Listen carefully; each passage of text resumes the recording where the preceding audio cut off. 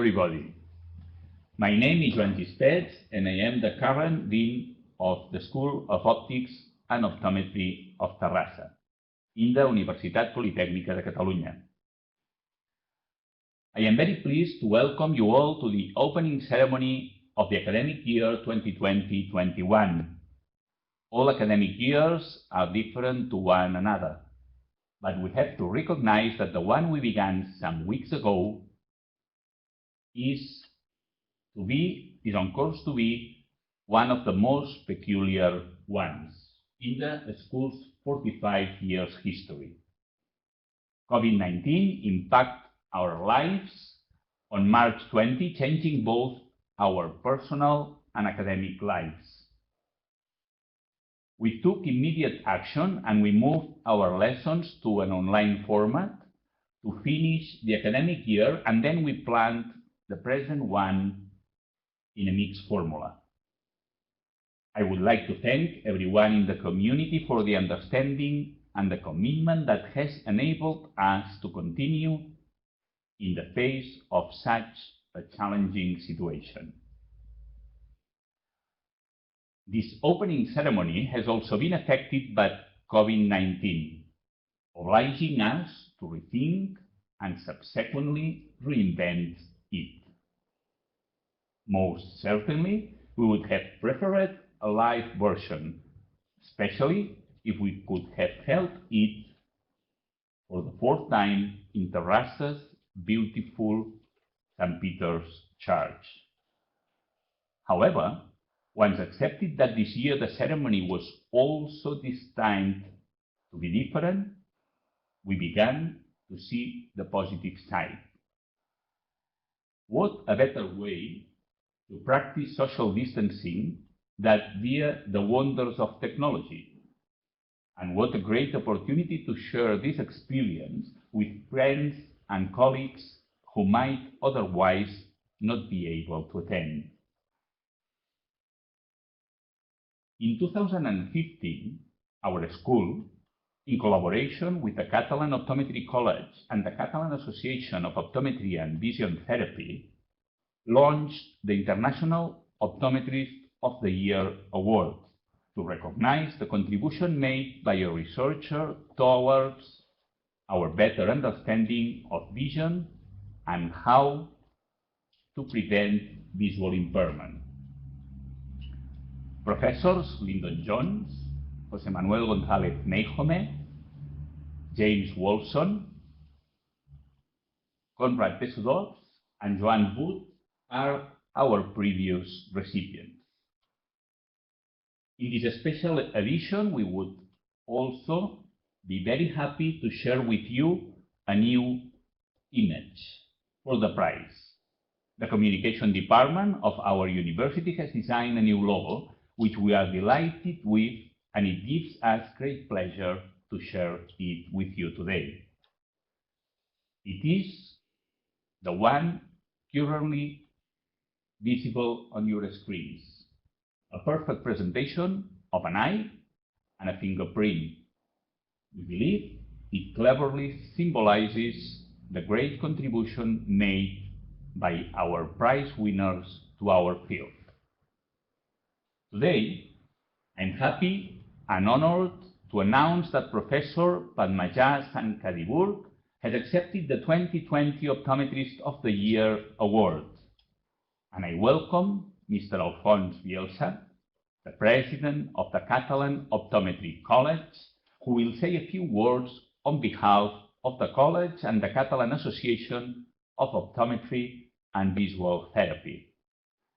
After Mr. Bielsa's speech, Professor Mireia Pacheco, who will be translating Mr. Bielsa and who is responsible for international and institutional relations, will introduce Professor Sankaridurg.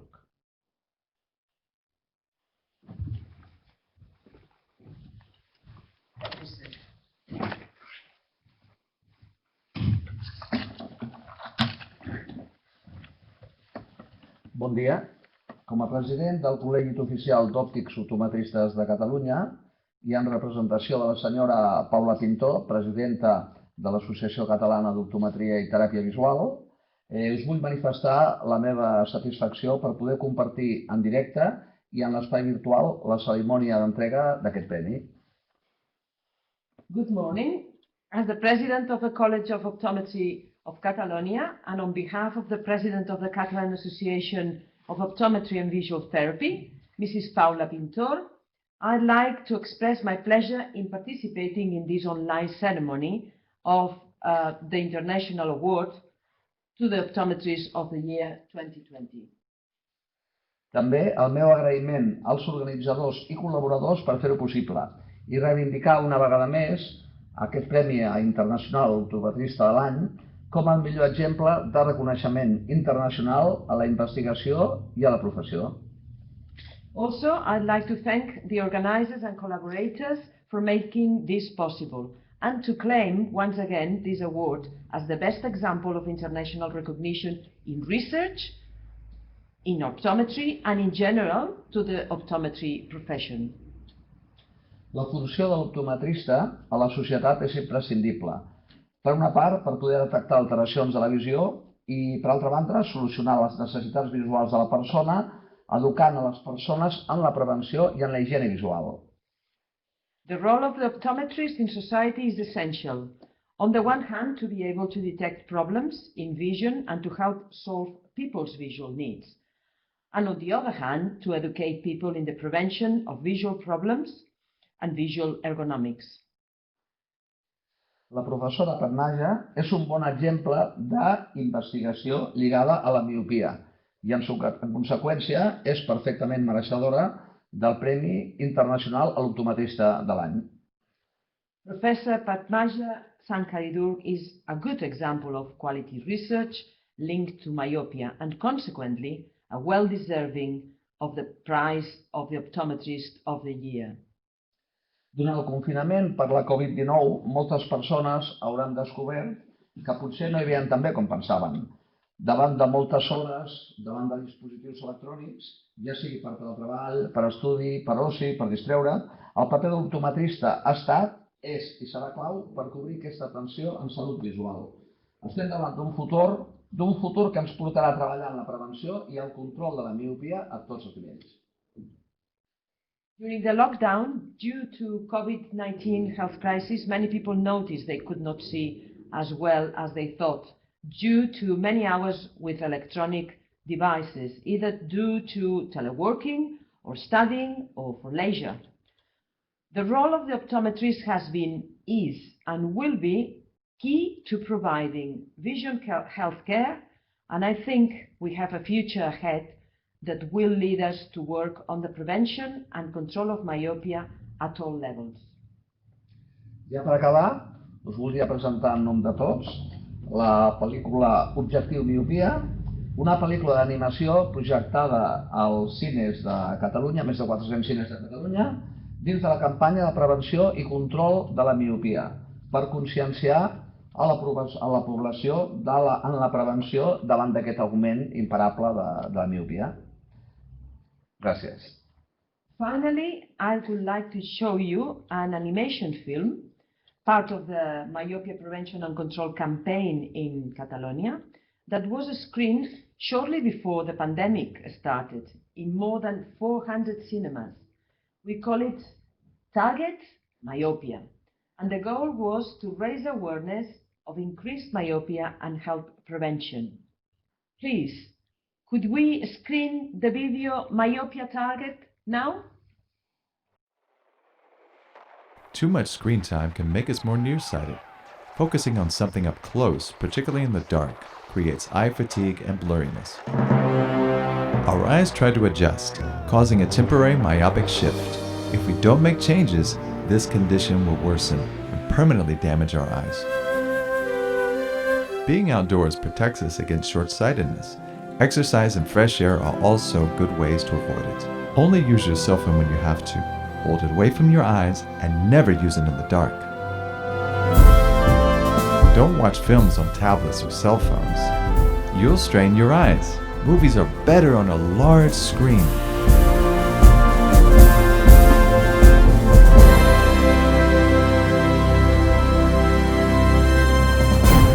For the sake of your eyes, Look at things from a distance. You'll see better. And now, I have the honor of introducing the winner of this year's International Optometries Award, Professor Padmaja Sankaridurg. Professor Sankaridurg is head of the Myopia Program and Intellectual Property at the Brien Holden Vision Institute, and she is also a conjoint professor at the School of Optometry and Vision Science, University New South Wales, Sydney, Australia. She trained as an optometrist originally, but continued her training as a researcher, earning a doctorate in 1999 from the University of New South Wales. Eventually, her research focused on the strategies to slow myopia as well as the development of refractive error and the implications that this has on myopia. Later on, and very important, she has managed to oversee the translation of this research into optical products to slow myopia progression. In fact, she is a co-inventor on many patents and applications. Professor Sankaridurg is considered an expert in myopia.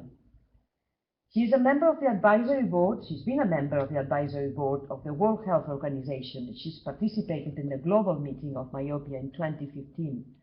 She's an advisory board member of the Interventions and Harmonization Committee at the International Myopia Institute. She serves as editorial board and advisory board member for specialty publications. She's published widely in peer-reviewed journals and has authored several book chapters. But one of the things that impresses me most and characterizes this renowned researcher is that she's also actively involved in educating practitioners on myopia management. She's participated in the development of practice tools, resources, and management guidelines at the Brien Holden Vision Institute, like the clever myopia calculator tool. I don't know if you've come across this, but this is a little tool that is able to manage to foresee what would be the outcome in a child that is suffering of myopia if you use different types of options of strategies over time. So this 2020 has been an atypical year, to say the least. And here we are celebrating our academic year opening online. Since March, we have gone through struggles, and no one can deny that we have learned many things, particularly to be more flexible and ready to adapt. And myopia is, in many cases, an adaptation process to environment, very effective, unfortunately, in the younger eyes. Never before the time indoors in front of screens has been so omnipresent. Many hours in front of the computer or using our smartphones. We've swapped in-person meetings with online meetings, sports centers even with YouTube exercise sessions. Well, Professor Padmaja Sankaridurg is an expert in this field. She knows how these new environmental changes can impact on vision, particularly in children's vision. So without any more preambles, I'd like to thank Professor Sankaridurg for her kindness in agreeing to give us this inaugural lecture that you are about to hear. Today, our faculty is honored to present Professor Padmaja Sankaridurg with the award to the Optometrist of the Year, and for her to become our first year students graduation sponsor, class 2020. Please, Professor Sankaridurg, we're ready to hear your presentation whenever you're ready. Go ahead. Thank you. Thanks very much, Maria. I just want to make sure that people are able to hear me and see my slides. We can hear you now. Yeah. And we Thank you. can slides. Go on. Thank you. Thank you. Hello, everyone. Good morning, good afternoon, and good evening, wherever you may be tuning in from. Thanks very much for taking the time to listen to me. I will be speaking on myopia, a global public health issue. Firstly, I know the past awardees who got the award. They're all very accomplished optometrists, and there are a number of others in the field who are equally worthy of the award. Therefore, I feel quite humble, and I express my sincere thanks and appreciation to the Faculty of Optometry and Optics, Terrassa, UPC Barcelona Tech, College of Optometry Catalonia, and the Catalan Association of Optometry and Vision Therapy for choosing me as the awardee for this year. I believe the award gives me a platform to talk about a major eye health problem of our modern times, that is myopia, and I intend to do just that. Now, the award itself is quite special because it commemorates guides, mentors, and advisors. In that regard, I need to pay my respects to my mentors and guides who have shaped me with my journey over the years. They're all very special people, including the late Professor Brien, Holden, and they all have their unique characteristics. But the one thing that was common with all of them is that they were willing to take the time to listen, lend a hand, and guide a person when they needed it in their journey. I would also like to acknowledge my colleagues past and present, collaborators from industry and academia, and students past and present who helped me with my myopia journey. Talking of my myopia journey, it all began in the year 2003. In the early years, we were very focused on developing optical interventions, namely spectacles and contact lenses that can slow the progression of myopia. But very soon, it became very apparent that the burden was quite substantial and the impact extremely significant. Therefore, we tried to understand the impact of myopia. And at the present time, I would say that my work encompasses all areas of myopia, ranging from epidemiology to interventions, both optical as well as pharmaceutical and environmental, as well as developing tools that will help practitioners manage myopic patients better in their practice. But today for the talk, I'm just going to focus on the burden of myopia and talk a little bit about environmental strategies.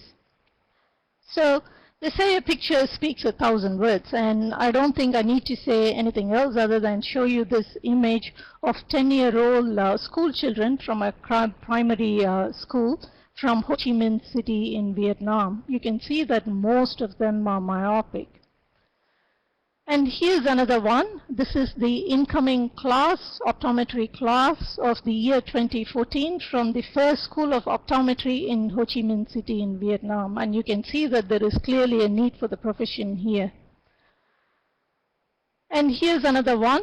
This is out of the Indian city of Hyderabad. And when we look at the prevalence data for myopia in India, the early data from the late 1990s and the early 2000s, they basically said that the prevalence was less than 10%. But more recent data that we have been involved in, and we have done some studies, it shows that the prevalence in children aged 12 years and above is somewhere in the region of 30 to 40%. So that's quite a substantial rise. Here's another one. This is from Shanghai, and these children are aged 7 years. They're undergoing an intervention program. And again, you can see that just from what you see in this slide here, more than half of them are myopic. Now, Dr. Zhangfen Zhu is a pediatric ophthalmologist from Shanghai Eye Disease Prevention and Treatment Center.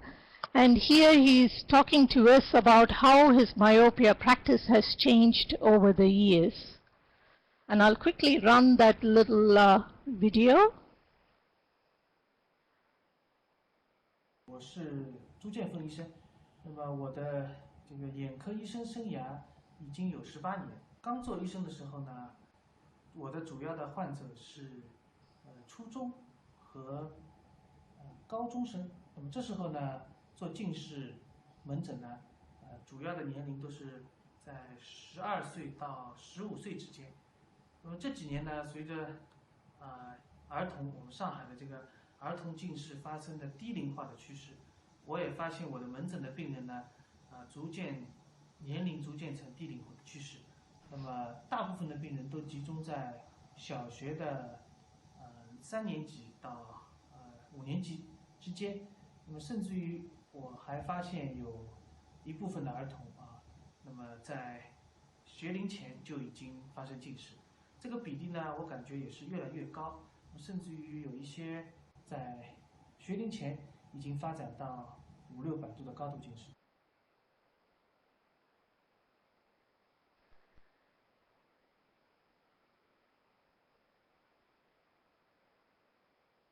Now going back to my presentation. So summarizing all of that data, what we see is that when we look at 10-year-olds in East Asian countries of China, Hong Kong and Singapore, we see that more than 50% of these young children are myopic. And you might ask, what about children of European ethnicity? And I've tried to summarize the data here based on the evidence that's presented in the literature. So this is a summary for an approximately 12-year-old, and if we take 10 kids of this age, what we see is that of East Asian ethnicity, 6 to 7 of them are myopic. When we look at the children of European ancestry, we can see that the data that is coming out of Europe is quite variable. You see prevalence ranging from 3% in 10-year-olds to as much as 49%. But overall, we can summarize and we can say that approximately 2 to 3 children are myopic, 2 to 3 of 12-year-olds are myopic in terms of European ancestry. With respect to Spain, particularly, there's not much data that is out there. There's one study that suggests that as much as 20% of 7-year-olds are myopic. Myopia is least at the present time in those of African ancestry, and South Asia, we are now looking at 2 to 3 children out of 10 children becoming myopic. So what we did at the Brien, Holden Vision Institute was to take a look at all of the evidence, and then we estimated the prevalence into the future. And what we found was that at the present time, approximately 1 of 4 people are myopic, and it says that if we do nothing to change the trajectory of myopia, and if the risk factors were to continue exactly the same, then by the year 2050, 1 out of 2 people will become myopic. And we also saw that approximately 1 of 10 people will become highly myopic, that is myopia over -5 diopters, and I'll talk about that a little bit later. So when we look at the potential consequences of this rise in prevalence of myopia, they're quite many. Firstly, because of the rise in the prevalence of myopia, uncorrected refractive error will also rise. And we see from these tables here that uncorrected refractive error is already one of the leading causes of blindness and is the most important cause of moderate to severe vision impairment. And we at BHVI, what we did was to try and estimate the loss associated with uncorrected myopia, as well as the the burden associated from myopic macular degeneration. And just for the year 2015 alone, it was a staggering $250 billion. So the second potential consequence is that with the rise in prevalence of myopia, there is going to be an increased need for refractive services. That is, we are talking about optometrists, opticians, and ophthalmologists. There's going to be an increased need for corrective devices such as spectacles and contact lenses, as well as a need for specialist services such as retinal surgeons to manage the complications associated with myopia. In addition, what we are also going to see is that there's going to be an increasing number of individuals and their families that are going to face costs associated with managing this burden of myopia. And in addition, there's going to be a number of quality of life issues depending on the type of correction that they're wearing. Now, at the present time, there is no good study that has tried to address the lifetime cost of myopia. There's one study out of Singapore that has looked at just direct costs associated with myopia. When we say direct costs, it means that costs associated with going and seeing a practitioner and the cost associated with the device, and if there is any complications, cost associated with the complications. And they estimated the lifetime cost there to be approximately $17,000. Now, I also mentioned previously that along with the rise in prevalence of myopia, there is going to be a concomitant rise in the prevalence of high myopia. In fact, actually, when we look at the data, it seems that the rate of increase of high myopia is disproportionately higher compared to the prevalence of myopia. That simply means that we are going to see a big rapid increase in the number of high myopes.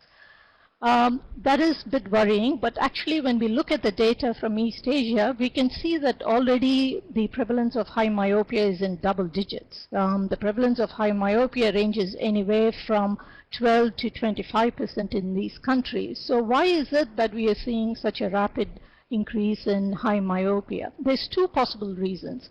One is that there is what we call an early onset of myopia, and second thing is we talk about age-related progression. And I'll talk about the age-related progression first. So this is data that we got from our studies, and we've published this data, and so did others. What we see is that when you put the data and you look at the annual rate of progression, that is by how much a child progresses over a year, we see that generally the younger children seem to progress a lot faster in comparison to the older children. So here in this particular example, a 7-year-old progresses by approximately 0.9 diopters, or nearly 1 diopter per year, whereas a 12-year-old is progressing only by about half a diopter per year.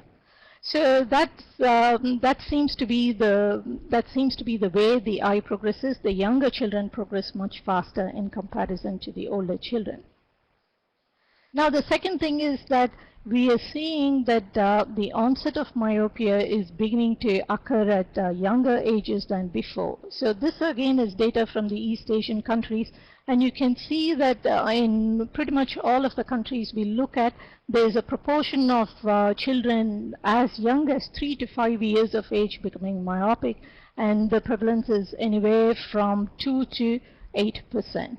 And that is an important thing for us to recognize, because what it means is that you have a child who's becoming myopic at a very young age, and we now know that younger age means a greater rate of progression of myopia. And it is also likely that when a child becomes myopic at 3 years of age, they're likely to stay in a progression mode for much longer, and therefore it means that you're going to end up with higher net myopia. And Media mentioned the BHVI calculator, and it is simply a tool that will help you to understand what how the progression is likely to be. And in this particular example, if we take a 6-year-old and we look at their progression, you can see that the 6-year-old is going to be approximately minus 6.9 diopters by 15 years of age, whereas a 12-year-old is going to progress much less. So what does that mean? High myopia is associated with complications and vision impairment, mostly in adult life. And this is data from Europe, and what it simply tells us is that when you have myopia over 6 diopters, or axial length of about 26 millimeters, then starting from about 60 years of age, you can see that these eyes begin to experience a significant level of vision impairment. In addition, we conducted studies along with partners at Zhongshan Ophthalmic Center in Guangzhou in China. We looked at a number of highly myopic eyes.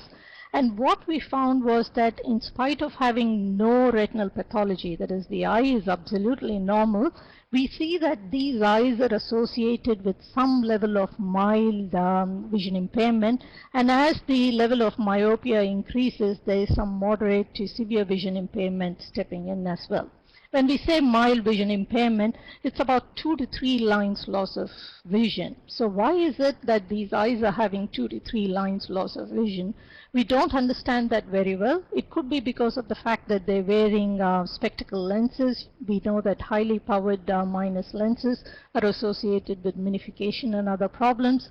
Or it might be that there are things that we do not know about a stretched retinal surface and the photoreceptor density and so on. But this is a worrying thing.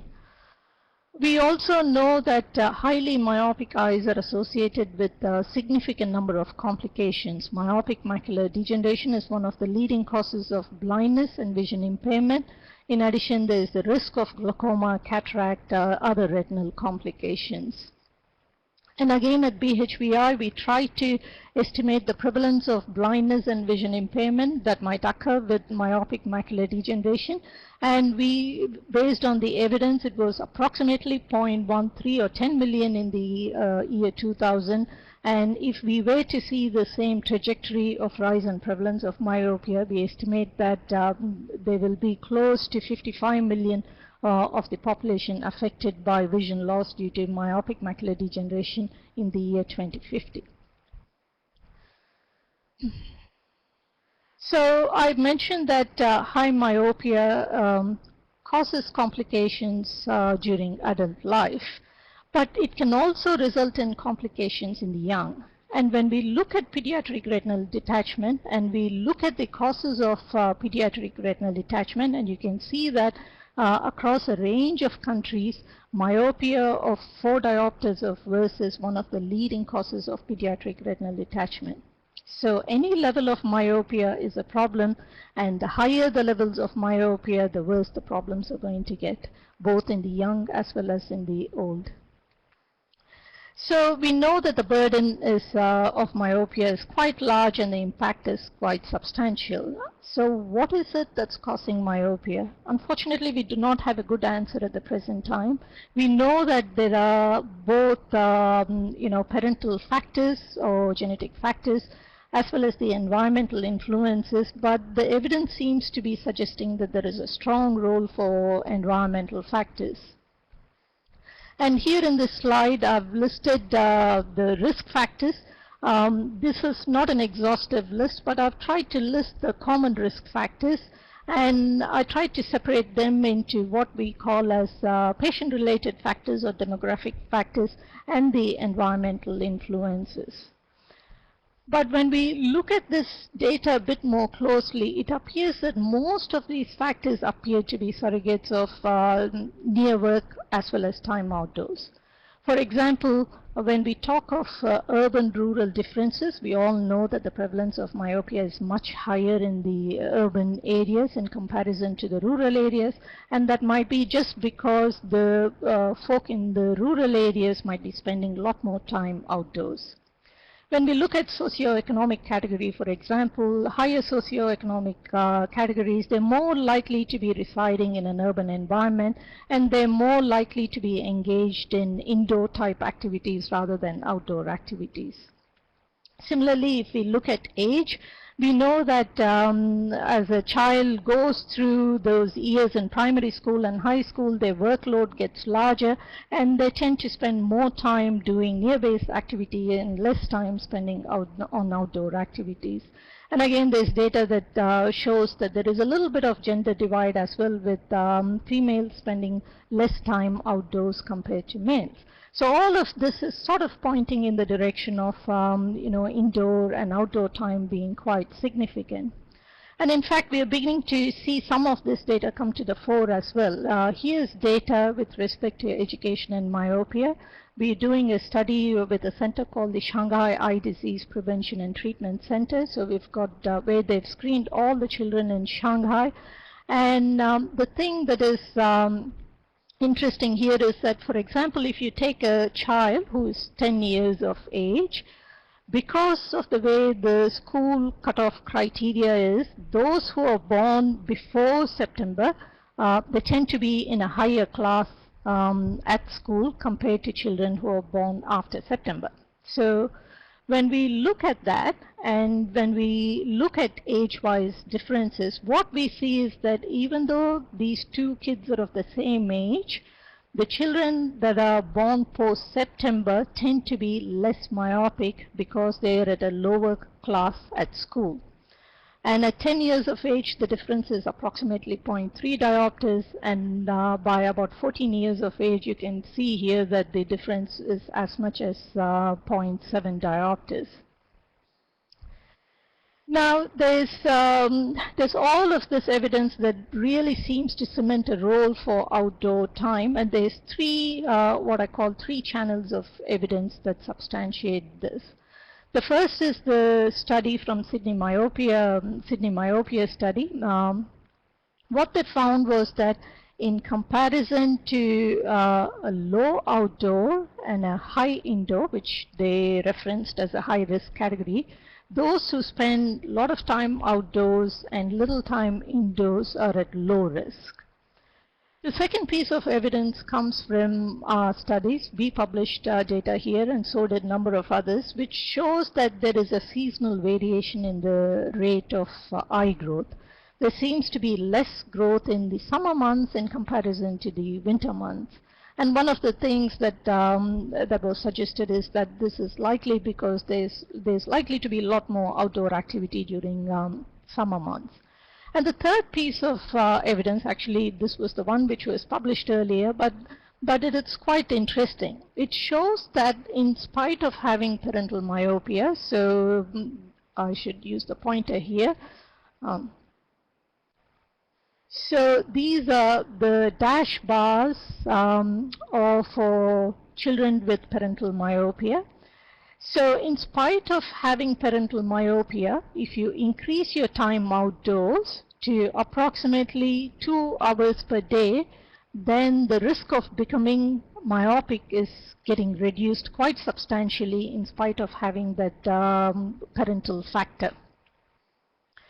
So what does this all mean? And this is obviously quite relevant for us at the present time because most of us are sitting at home. We are sitting glued to our computers and laptops for a substantial number of hours. So there is some evidence that is beginning to come out, and the slide that I have here is basically a publication in a Chinese newspaper. And they have looked at the evidence, and the data says that the myopia rate increased by approximately 12% over the past 6 months.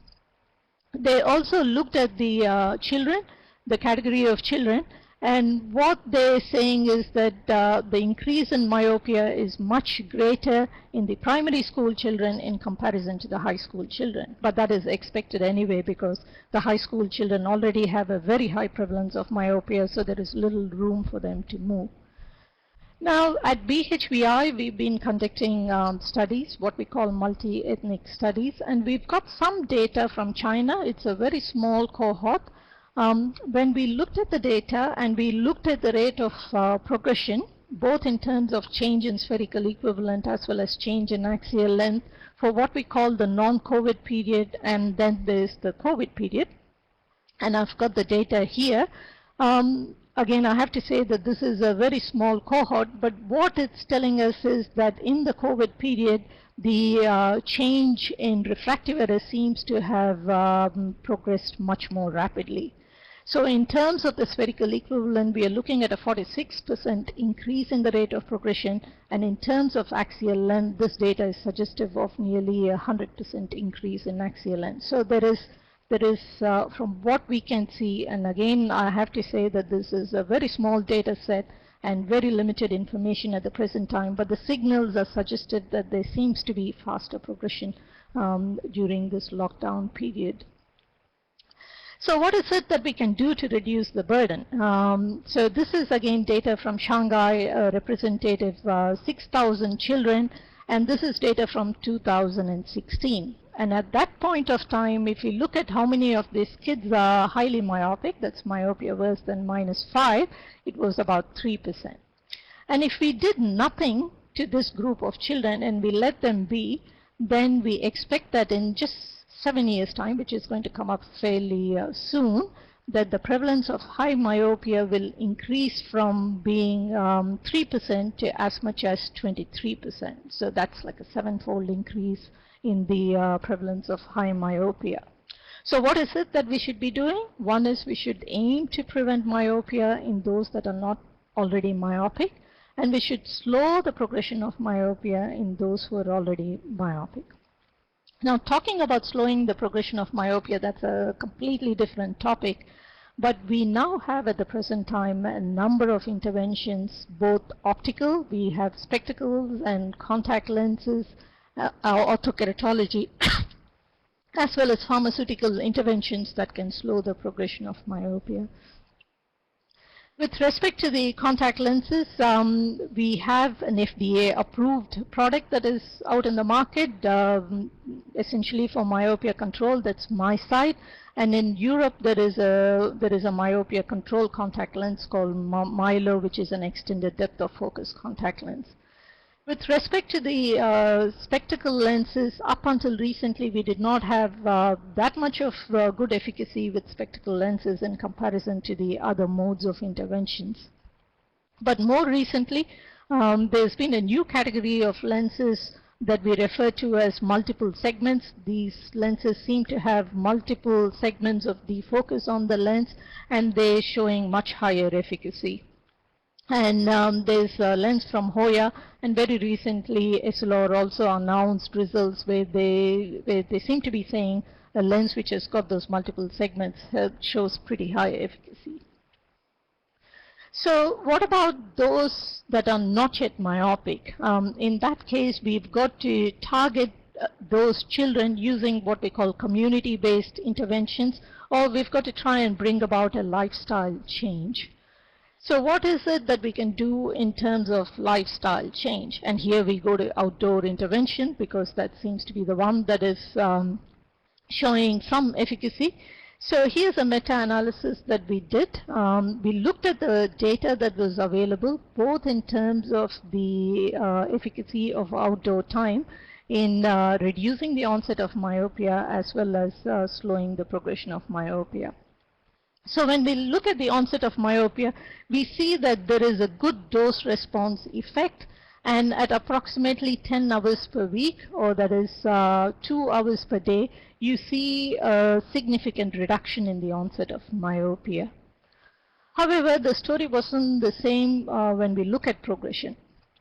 For some reason, in those that are already myopic, outdoor time does not seem to be that effective. So from this, we concluded that approximately 2 hours per day is what is needed, or what should be recommended to try and prevent the onset of myopia. The story about the progression of myopia is not so clear. However, recently a study out of Taiwan was published in ophthalmology, and they seem to be saying that outdoor time seems to have effect in the progression of myopia as well, but that's something we need to look at a little bit more closely. Excuse me. So what is happening in this space? At the present time, we are involved in a study, a randomized clinical trial, where children are randomized to 2 groups. One group getting 40 minutes of outdoor time, and the second group getting 80 minutes of outdoor time. And we are waiting to look at the results of this study fairly soon. But what is important about this trial is that we are actually monitoring the actual amount of outdoor time and the light intensity, or the exposure of light that these children are getting by using what we call a wearable, a watch. And that will tell us a little bit more, hopefully, because there's some hypothesis as to whether it is just the outdoor time or the light intensity that seems to be playing a role. So in summary, so that's about the outdoor time. In terms of moving forward, there's clearly a need for us to better monitor these kids to try and understand the progression. And at the present time, the data is lacking in terms of what might be the normal growth curves in terms of axial length, as well as the other ocular characteristics. So we are beginning to look at this data closely, and very recently we worked together with one of the companies to produce what we call normative data curves for axial length. At the present time, it's only for Asian eyes, but we also see that the trend is moving towards trying to have composite instruments that the practitioners can use in their practice, which will allow them at the click of a button to look at the refractive error, axial length, and be able to understand how that child is progressing. So these are all improvements that we can expect. So there's a lot more data we're going to see in terms of other types of interventions, as well as a whole new suite of instruments that we probably will be using in our practice in the recent years to come. With that, I'd like to summarize and say that the evidence seems to be indicative of very high prevalence of myopia in the Asian and the Southeast Asian countries. And the data is suggestive of prevalence of myopia rising if we do nothing to affect nearly 50% of the global population by the year 2050.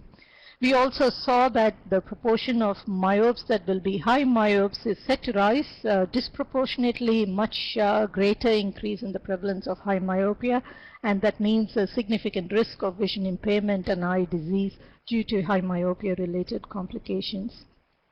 To try and change the trajectory, we need to reduce the burden by delaying or preventing the onset of myopia, and in those that are already myopic, by slowing down the progression of myopia. And in terms of trying to delay the onset of myopia at the present time, we have environmental strategies, mostly improved outdoor time, and the threshold seems to be approximately 2 hours per day. And also the field is looking at how we can try and improve our monitoring of children, and it looks like there's going to be a suite of instruments that will be available in the near future that will help us monitor these children much more easily. So that's that for myopia. And for the next couple of minutes, I wanted to address the students, especially the incoming students, the freshers. Firstly, congratulations to the incoming class of 2020 and your near and dear ones. They say that a crisis time is a make time or a break time, and it's an extraordinary year. And in this extraordinary year, you students, you have not only successfully finished high school, but you also showed courage, determination, and adaptation in deciding to move forward and choosing a degree that will set you on a professional path. So congratulations to the incoming class of 2020, to each one of you. Each one of you is part of a special group. If nobody has said that, you know that you are part of a special group. Now, I'm not a Catholic, so I'm not fully aware of what it is that, or what is required of a godmother or a godfather in terms of the guidance and the spiritual guidance to be provided. So I turned to my children. Both of them are in university. My son is in the first year of university. They looked at me, they thought about it, and they said 2 things to me. Firstly, they said the initial days of joining a course or moving to university can be quite overwhelming, because you finished high school, you were part of a cohort, and you've moved on to the university where you're expected to be a little bit more independent. So it can be a little bit overwhelming, but that will settle down with time. The second thing they told me, and that was addressed to me, they said, "Mom, whatever it is, do not be a Tiger Indian mom, and do not tell them to study hard." So I'm not going to tell them, or I'm not going to tell you to study hard. What I'm going to tell you is that you should not become myopic, or if you're already myopic, try not to become too myopic. But what I also want to tell you is that by choosing optometry, you did not choose just any degree. You chose a journey for life that will make and shape you. What I also want to tell you is that firstly, you will develop a special bond with your fellow students, both in your classes as well as your juniors and seniors, that will continue not only for the course, but for the rest of your life. So look around you and look out for each other, because these friendships that you will make now are going to last a lifetime. Secondly, I want to tell you that the profession, the school, will teach you, will support you and nurture you. And when you finish your course and you move on to the big world, they'll still be there. And then there's the community of us optometrists who can support you if ever you have a need. And thirdly, possibly you guys already know this, but with optometry, there are endless opportunities. You can go into clinical practice, you can go into research, you can go into industry, academia, you can be an entrepreneur, whatever it is that you decide to choose. I started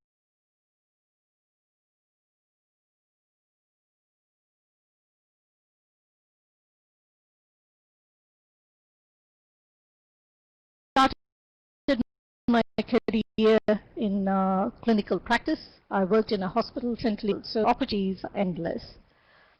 So finally, I want to say to you that I don't want to say to you to study hard, but I want to say to you to dream big, because you have made one of the biggest investments of your life. So enjoy the journey, enjoy the knowledge, the nurturing, and more importantly, continue to have many laughs. With that, I want to say welcome again to the class of 2020. Good luck to all the students, and thanks very much for listening to me. Thank you. Thank you very much, Pat, for this excellent talk. They say you have not been affected by the technical problems that we had before. So luckily, everybody has enjoyed this great talk, Myopia. I do thank you for that, and we do thank you also for accepting our award and becoming the godmother of our first year students. It's been a great pleasure to know you and share time with you, and it will be even a greater pleasure if you can come to Barcelona in the next months of years, and we can show you our school and our clinic, and we can introduce you to the class you are sponsoring. Thank you very much. Thanks very much, John. It's my pleasure. Good. Bye-bye. Bye-bye. Thank you. Okay, then let's move on. The Vice Rector, Professor Silvestre, is going to address us some words to close this ceremony. So I will ask Professor Silvestre to join us. Good morning, Santi. Hi, good morning. Welcome. Hi. Thanks for you. Can you hear me? Perfectly well. Go ahead. Thank you. Okay, fine. Thanks for your introduction in this page, and good morning to all. Congratulations to Professor Padmaja Sankaridurg for this award, and thanks for her interesting presentation. I'm glad to be here at this opening ceremony of the academic year with all of you. However, it is a shame not to be together at the faculty with the dean, the management team, and the rest of the community of professors and students due to the current situation. This course will not be a very normal course because of the COVID-19, but I hope that this situation improves soon. This academic year is special for the UPC. Despite having schools that are 250 years old, this course, the UPC celebrates its 50th anniversary. So I encourage you to participate in the several events prepared for this very special celebration. I want to wish you a good academic year 2020-21, and I want to give a special welcome to the new students of the faculty. Finally, there is prepared a music video to close this opening ceremony, so let's watch the video.